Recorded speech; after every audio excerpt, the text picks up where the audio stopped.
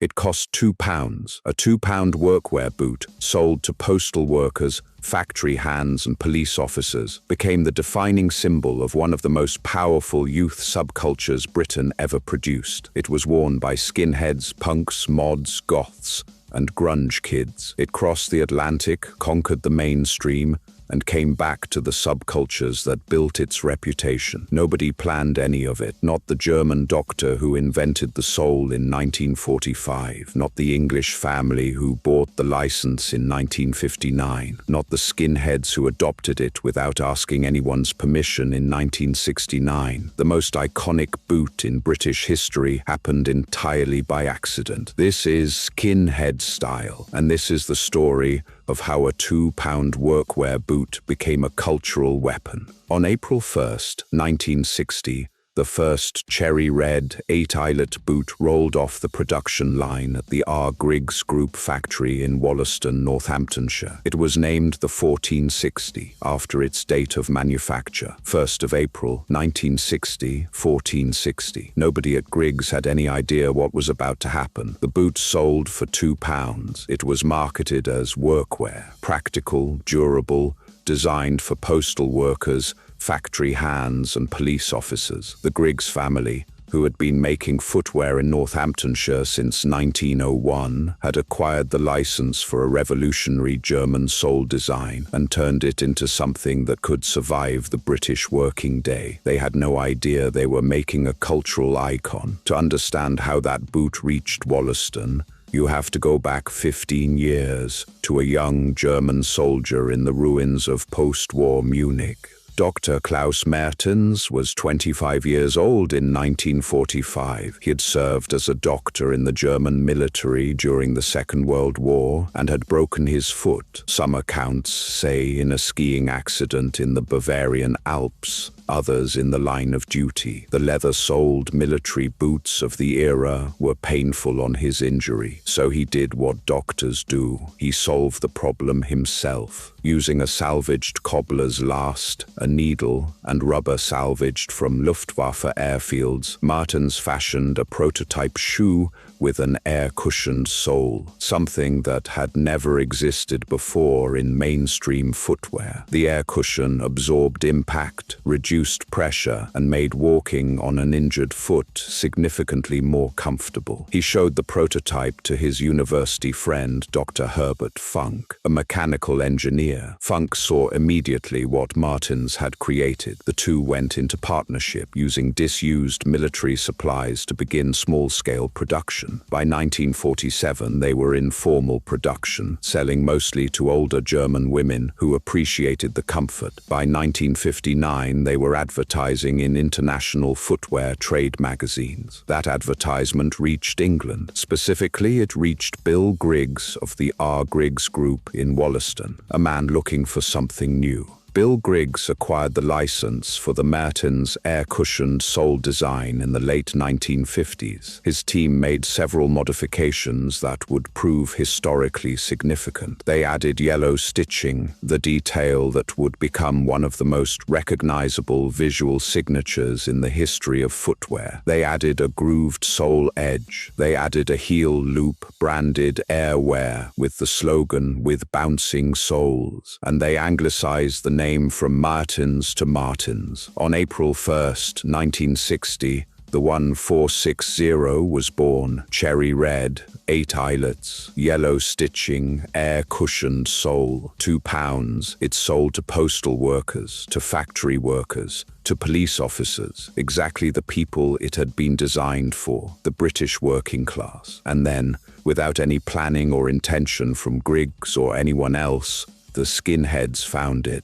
The skinhead subculture emerged in Britain in the late 1960s as a working-class response to the more decorative, middle-class drifting mod scene, where mods had become increasingly elaborate, expensive suits, scooters, an aesthetic that was drifting toward art school. The skinheads stripped everything back: cropped hair, straight Levi's, white t-shirt, braces, and boots. The Dr. Martens 1460 was, as the brand's own official history describes it, picked up by early multicultural, scar-loving skinheads without any warning or intent from the company. It was not a marketing decision. It was not a collaboration. The skinheads saw a £2 working-class boot being worn by the same factory workers and postal workers they came from, and they claimed it. As Grailed documented in their history of the brand, the boot's popularity as a working-class item, then selling at £2 a piece to British labourers, made it a natural choice for skinheads whose entire aesthetic was built on working-class pride. The skinhead look, as they described it, was a stripped-down working-class response to the more florid look of the mods. Dr. Martens capped off their street uniform.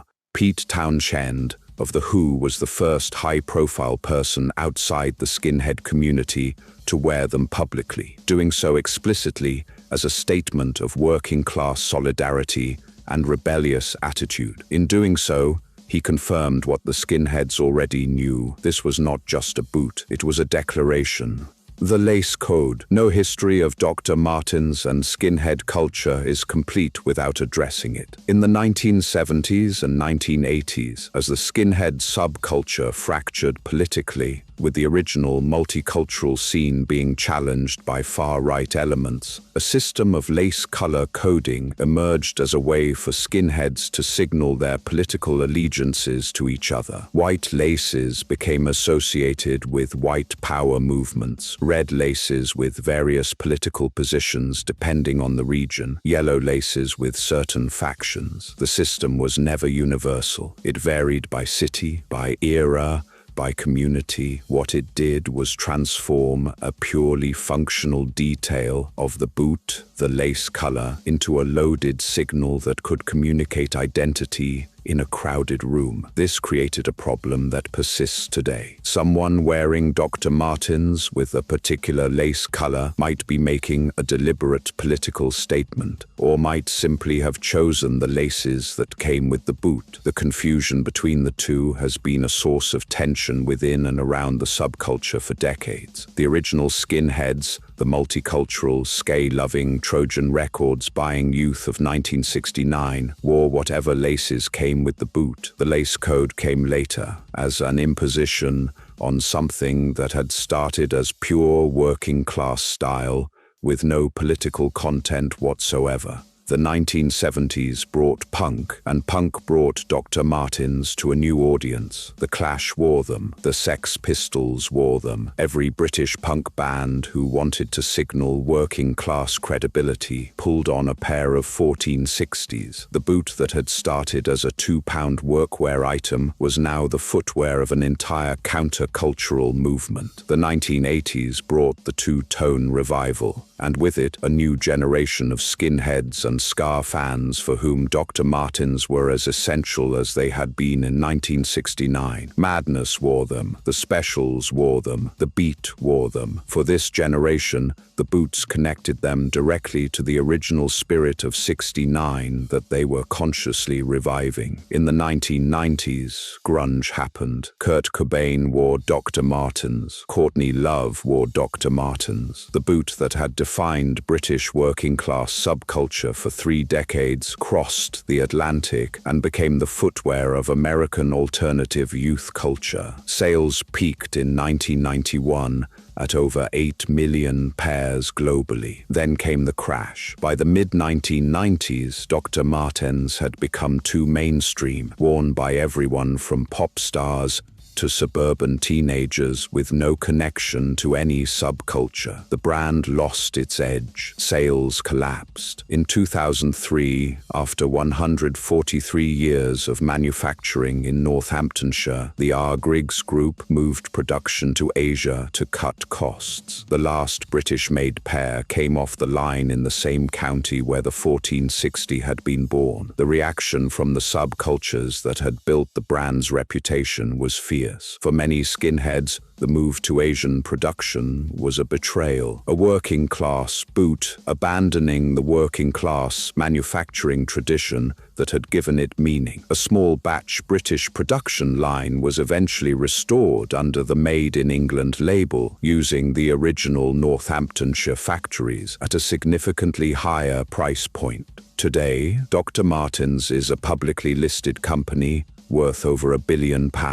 The 1460, unchanged in its essential design since April 1st, 1960, remains the flagship product. It is worn by fashion students, by celebrities, by people who have never heard of the skinhead subculture and never will. But when a skinhead laces up a pair of 1460s, something different happens. They are not wearing a fashion item. They are connecting to a lineage, to the postal workers and factory hands who wore the same boot for £2 in 1960, to the multicultural youth of 1969 who claimed it as their own, to every generation of the working-class subculture that has worn it since. A German doctor with a broken foot, a family business in Northamptonshire, a £2 workwear boot, and a subculture that made it mean something. This is skinhead style,